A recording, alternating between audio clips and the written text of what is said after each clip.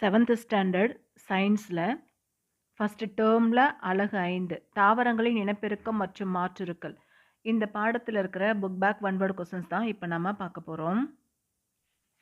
First Roman சரியான விடையை தேர்ந்தெடு. First question, இலைகளின் மூலம் உடல் வழி இனப்பெருக்கம் நடத்துவது டேஷ். இலைகளின் மூலம் உடல் வழி இனப்பெருக்கம் நடத்துவது ப்ரையோபில்லம். ஒன்றுக்கான பதில் ஆப்ஷன் ஏ ப்ரையோபில்லம்.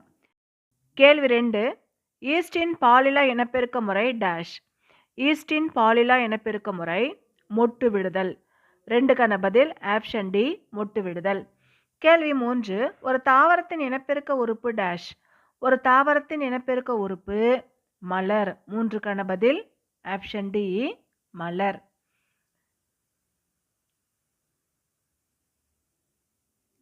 கேள்வி 4, மகரந்த சேர்க்கையாளர்கள் என்பவை டேஷ். மகரந்த சேர்க்கையாளர்கள் என்பவை காற்று, நீர், பூச்சிகள், இது எல்லாமே தான். மகரந்தத்தை ஒரு இடத்துல இருந்து இன்னொரு இடத்துக்கு கொண்டு போகுது. அப்போ 4க்கான பதில் ஆப்ஷன் டி மேற்கூறிய அனைத்தும்.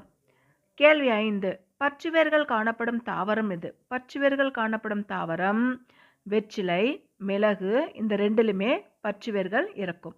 அப்போ 5க்கான பதில் ஆப்ஷன் பி இவை இரண்டும்.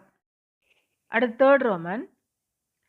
செகண்ட் ரோமன், கோடிட்ட இடங்களை நிரப்புக. 1, மலரின் ஆண் இனப்பெருக்க உறுப்பு என்ன பேரு. மலருடைய ஆண் இனப்பெருக்க உறுப்புக்கு மகரந்தத்தாள் அப்படின்னு பேரு. 1க்கான பதில் மகரந்தத்தாள். கேள்வி 2, டேஷ் என்பது சூலக வட்டத்தின் பருத்த அடிப்பகுதியாகும். சூர்பை அப்படிங்கிறது சூலக வட்டத்தின் பருத்த அடிப்பகுதி. 2க்கான பதில் சூர்பை. கேள்வி 3, கருவுறுதலுக்கு பிறகு சூல் டேஷ் ஆக மாறுகிறது. கருவுறுதலுக்கு பிறகு சூல் விதையாக மாறுகிறது. 3க்கான பதில் விதை. கேள்வி 4, சுவாச வேர்கள் டேஷ் தாவரத்தில் காணப்படுகிறது. சுவாச வேர்கள் அவிசினியா தாவரத்தில் காணப்படுகிறது. 4க்கான பதில் அவிசினியா. கேள்வி 5, வெங்காயம் மற்றும் பூண்டு டேஷ் வகைக்கு எடுத்துக்காட்டு. வெங்காயம் மற்றும் பூண்டு குமிழம் வகைக்கு எடுத்துக்காட்டு. 5க்கான பதில் குமிழம். தேர்ட் ரோமன், சரியா அல்லது தவறா என கூறுக. தவறான கூற்றை திருத்தி எழுதுகன்னு கொடுத்துருக்காங்க. 1, முழுமையான மலர் என்பது 4 வட்டங்களை கொண்டது. இது கரெக்டு தான். 2வது, அல்லி இதழ் சூலக முடியை அடையும் நிகழ்ச்சிக்கு மகரந்த சேர்க்கை என்று பெயர். அல்லி இதழ் வரக்கூடாது, இந்த இடத்துல மகரந்த தூள் சூலக முடியை அடையும் நிகழ்ச்சிக்கு மகரந்த சேர்க்கை என்று பெயர். அந்த மாதிரி இருந்தால் இது கரெக்டு. மகரந்த தூள் இல்லாமல் அல்லி இதழ் அப்படின்னு வந்ததுனால இது தவறு.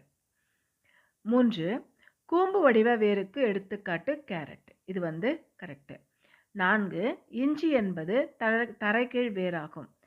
இஞ்சி என்பது தரைக்கீழ் வேறுன்னு இருக்கு, அதனால இது தவறு.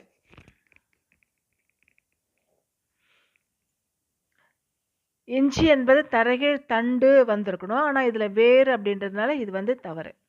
சோற்று கற்றாழையில் இலைகள் நீரை சேமிப்பதால் அவை சதைப்பற்றுள்ளதாக இருக்கு. இது கரெக்டு. அடுத்து பொறுத்துக்க பார்த்துடலாம். அல்லிக்கு பூச்சிகளை ஈர்க்கிறது. 2வது பெரணி ஸ்போர். 3வது இலைத்தொழில் தண்டு அப்படிங்கிறது சப்பாத்தி கள்ளி. 4வது கொக்கி அப்படிங்கிறது பிக்னோனியா.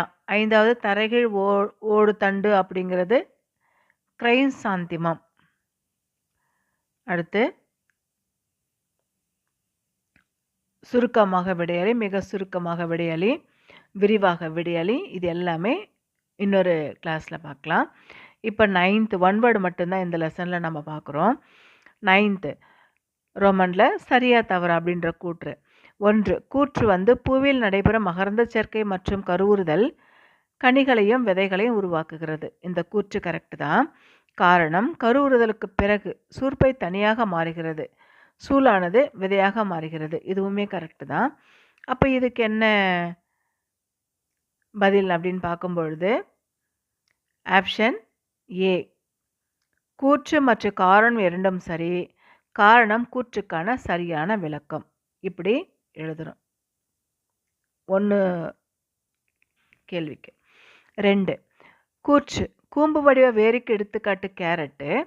காரணம் இது வேற்றிட வேரின் மாறுபாடாகும். இது தவறு. அப்போ 2வதுக்கான பதில் என்ன அப்படின்னா கூற்று கரெக்டு தான், ஆனால் காரணம் தவறு. இதோட இந்த பாடத்தில் இருக்கிற புக் பேக் ஒன் வேர்டு எல்லாமே முடியுது.